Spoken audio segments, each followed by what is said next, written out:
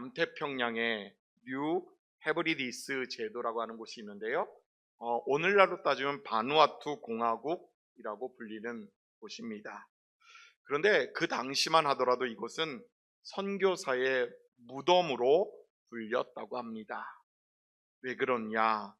사람을 잡아먹는 원주민들의 이 식인 습성이 있어서 선교사들이 그 땅에 닿기만 하면 사람들에게 잡아먹히게 된 거지요.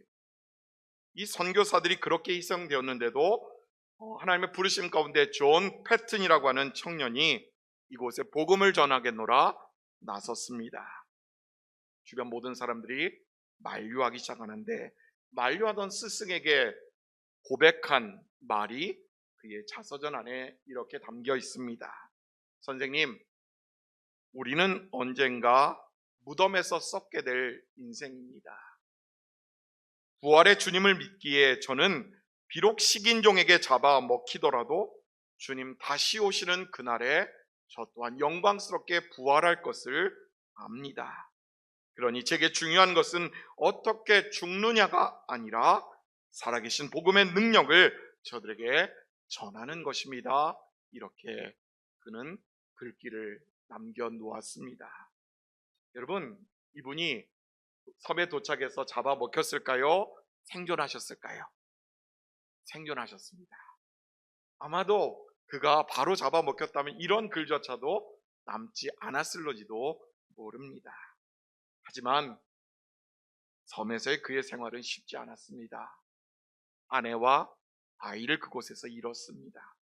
수십 번의 죽을 고비를 넘겼지만 그에게 변함이 없었던 것은 복음을 향한 열정, 그 땅을 변화시키겠노라 다짐했던 그의 마음이었습니다. 그래서 30년이 지나고 그가 섬을 떠날 때에 그곳에는 원주민들의 식인 습성이 사라졌습니다. 원주민들 대부분이 주님을 예배하는 성도들이 되었습니다. 오늘도 바누아투 공화국은 상당수 인구가 기독교인들로 채워져 있다고 합니다.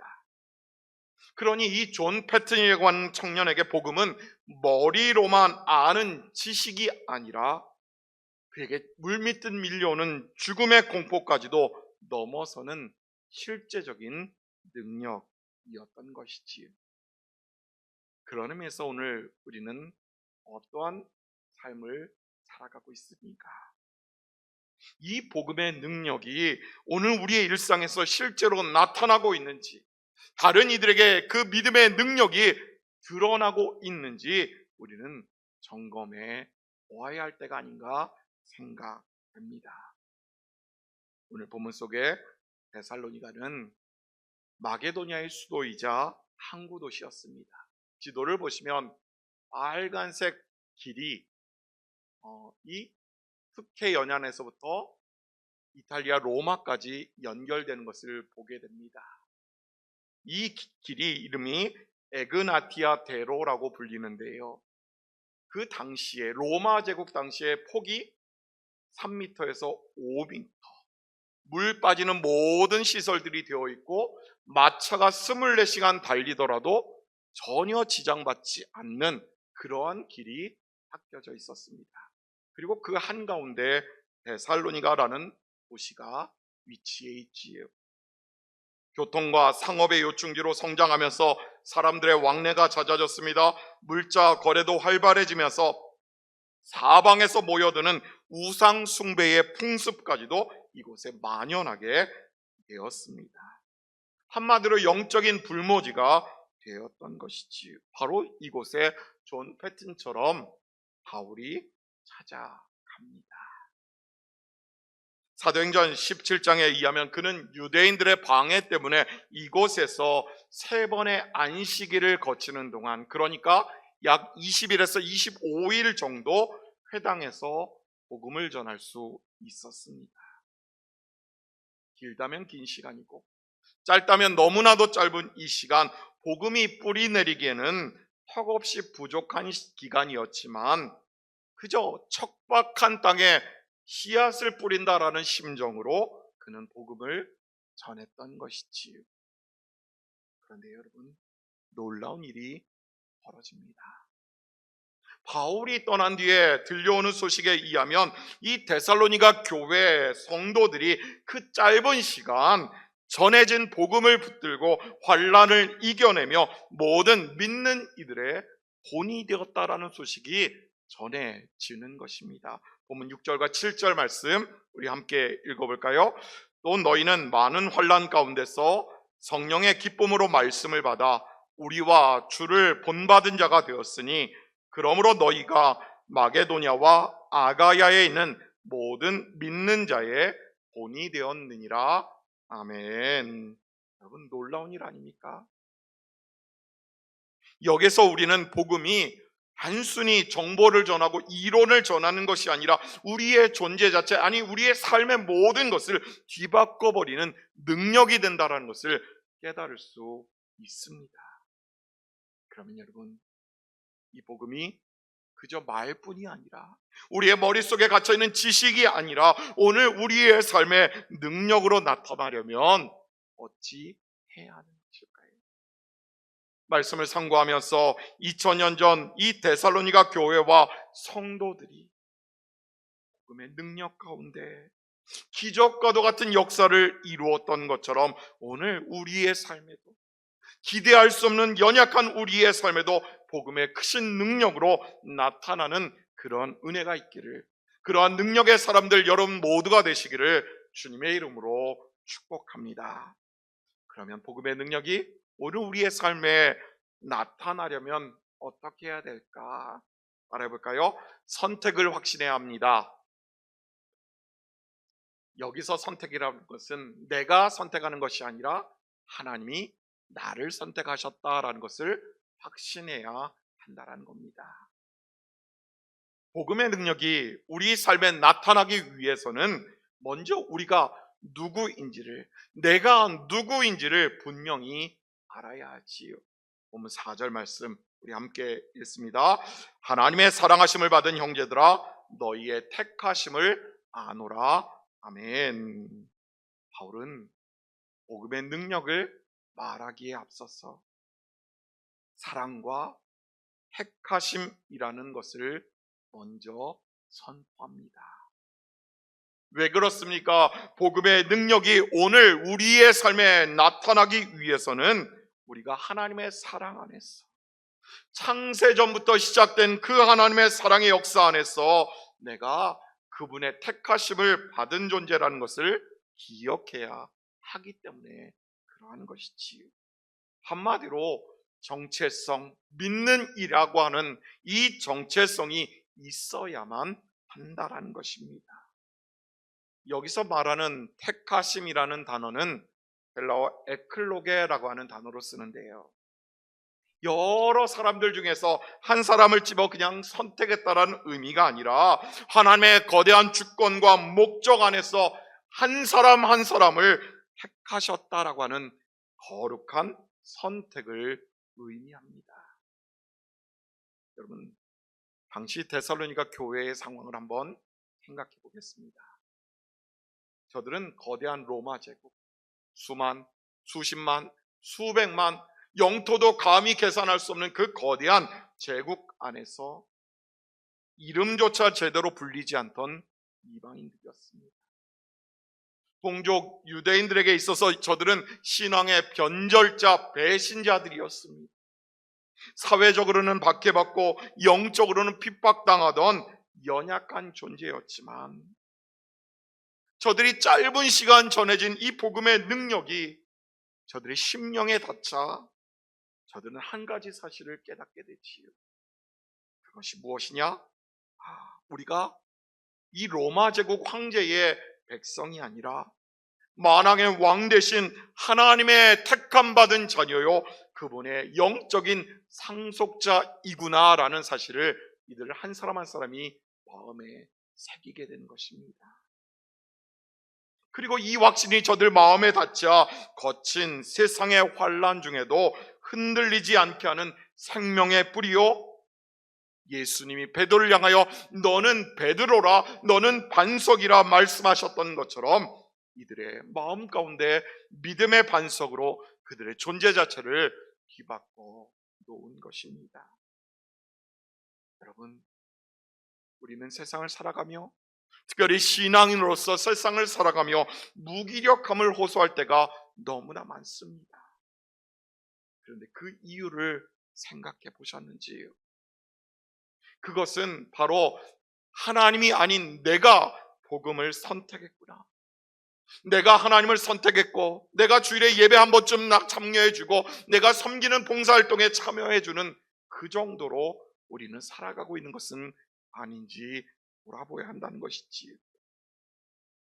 진정한 복음의 능력은 바로 하나님이 나를 택하셨구나, 죄악 가운데 죽었던 나를 하나님께서 택하셨구나, 그분의 자녀 삼으셨구나, 그분의 영적인 상속자로 우리를 인정해 주셨구나 라는 것을 받아들이는 것으로부터, 인정하는 것으로부터 비로소 시작될 수 있습니다.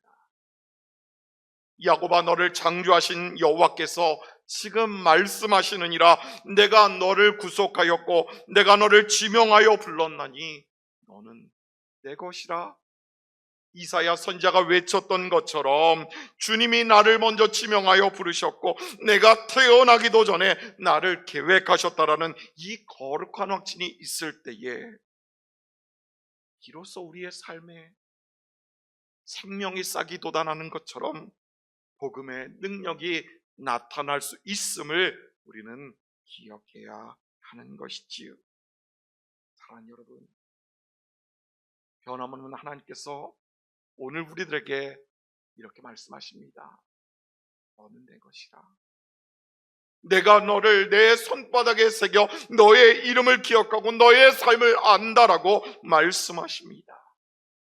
나를 택하신 이가 그분이라면 나의 인생 전부 또한 그분께서 끝까지 책임져 주실 것이라는 확신 가운데 거하십시오. 어느 것이 내 살 길인가? 이곳 저곳을 두리번거릴 것이 아니라 오직 주님만을 바라보시는 여러분 모두가 되기를 간절히 소망합니다. 이 거룩한 확신이 우리의 삶을 바꾸겠지요. 무너진 자존감을 세워야 할 것입니다. 환경을 압도하는 놀라운 복음의 능력이 오늘 내 삶 가운데 가득 채워지게 될 것입니다. 바라기는 하나님의 이 거룩한 택하심, 에클로게의 이 확신 가운데 요동치는 세상 속에서도 나를 통하여 복음의 능력이 나타날 것이라, 나를 통하여 복음의 역사가 이루어질 것이라 믿음으로 고백하며 살아가시는 여러분 모두가 되시기를 간절히 축복합니다. 두 번째로요, 복음의 능력이 나를 통해 나타나기 위해서는 어찌해야 될까? 알아볼까요? 능력을 경험해야 합니다. 이 능력은 나의 능력이 아니라 하나님의 능력이지. 죄악 가운데 죽었던 우리를 택하신 능력, 또한 그 인생 하나 한 명 한 명을 변화시키시고 다듬어 가시는 그분의 능력을 의미할 것입니다. 그리고 우리는 그 능력을 실제로 경험해야 합니다.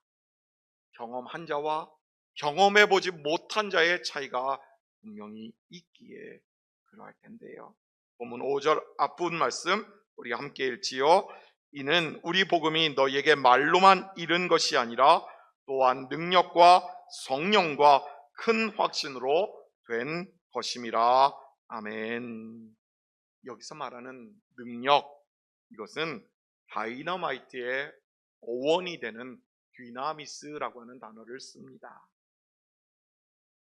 단순히 복음이 귀로 들려지는 그 정보의 수준을 넘어서 이제 그 복음을 접하고 듣게 되고 받아들인 이들의 삶이 폭발하는 것처럼 변화되는 것, 이 강력한 힘을 의미하는 단어입니다.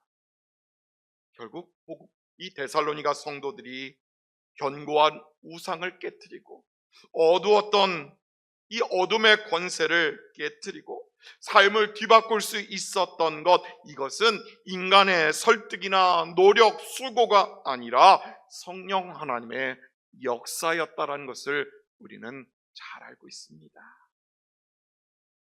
그렇습니다. 성령은 우리 복음이라는 생명의 씨앗이 우리의 마음밭에 뿌려지고 뿌리를 내리고 줄기가 나며 열매 맺게 하시는 그 놀라운 과정을 주관하시는 분입니다.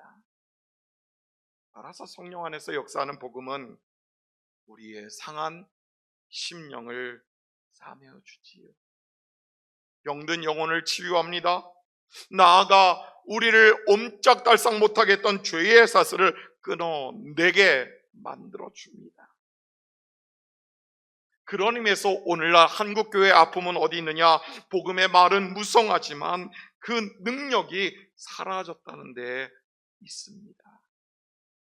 과거보다 성경에 관한 지식은 너무나 해박해졌습니다. 쏟아져 나오는 성경의 설교의 내용들, 그리고 다양한 성경 공부들이 우리를 풍성하게 해주었지만 정작 그 복음이 지식에 머물러 있을 뿐 내 성품을 바꾸고 내 가치관을 변화시키는 능력으로 나타나지는 못하고 있다는 것이지. 여전히 복음이 말과 머리로 기억하는 지식에 머물러 있다라는 명백한 증거일 것입니다. 그런 이유로 기독교 고전인 그리스도를 본받아를 쓴 토마스 아켄피스는 이 오늘날 지식에만 머물러 있는 신앙인들에게 이렇게 따끔한 일침을 가하지요. 성령의 감화가 없이 신학을 논하기보다 차라리 죄를 미워하며 성령의 능력을 경험하는 자가 되십시오. 이렇게 권면했습니다. 여러분, 고상한 신학의 이론을 쌓는 것보다 더 중요한 것이 무엇이냐? 결국 내 삶 깊숙이 파고든 이 성령의 역사 가운데서 나의 죄를 이겨나가고 구원의 기쁨과 감격을 누리며 살아가는 것. 메말라 비틀어진 그 풀과 같은 모습이 아니라 주님 생명수가 흐르는 물가에 뿌리 내린 나무처럼 그 잎이 청청하며 진액이 풍성한 삶, 바로 이러한 것이 복음의 능력을 아는 삶이겠지. 여러분, 우리의 믿음의 선대들이 복음을 전할 때에 수만 가지 말로 하지 않았습니다. 저들은 하나님의 아들 예수 그리스도께서 나를 위해 죽으셨다, 그리고 부활하셨다, 이 진리를 선포하는 것, 예수 천당 불신지옥 이 메시지만으로도 우리의 삶을 냉랭해져 버린 우리의 삶을 뜨겁게 요동치게 만들었던 것을 우리는 기억합니다. 그렇습니다. 여러분, 복음은 명확하게 특정하는 명사가 아니라 지금도 우리의 삶을 변화시켜 나가는 동사입니다. 단순히 머리에 머무는 지식으로 머무는 것이 아니라 듣는 이들의 삶을 변화시키는, 아니 그것도 순간적으로 폭발적으로 변화시키는 그 사건 자체가 복음인 것이지. 여러분, 이 복음의 능력이 우리 안에 넘쳐날 때에 우리는 비로소 진정한 예수쟁이들로 살아갈 수 있습니다. 이 시대를 변화시키는 그리스도인으로 살아가게 된다라는 것이지요. 오늘의 예배 가운데 성령을 힘입어 여러분들의 삶을 뒤흔드는 놀라운 역사가 나타나게 되기를 간절히 소망합니다. 매 순간의 삶 가운데 성령의 임재와 도우심 가운데 복음의 능력을 경험하며 또한 이것을 나타내며 살아가시는 우리 신봉의 모든 성도들 되시기를 주님의 이름으로 축복합니다. 그리고 마지막 세 번째로요, 복음의 삶을 어떻게 드러내야 되느냐 알아볼까요? 소망을 전파해야 합니다. 이것 또한 나의 바람, 나의 원하는 소망이 아니라 하나님의 소망, 하나님의 바라는 것들일 것입니다. 복음의 능력이 우리 삶에 나타나기 위해서는 마지막으로 공동체와 세상을 향한 거룩한 소망이 전해져야 합니다. 누구를 통해서요?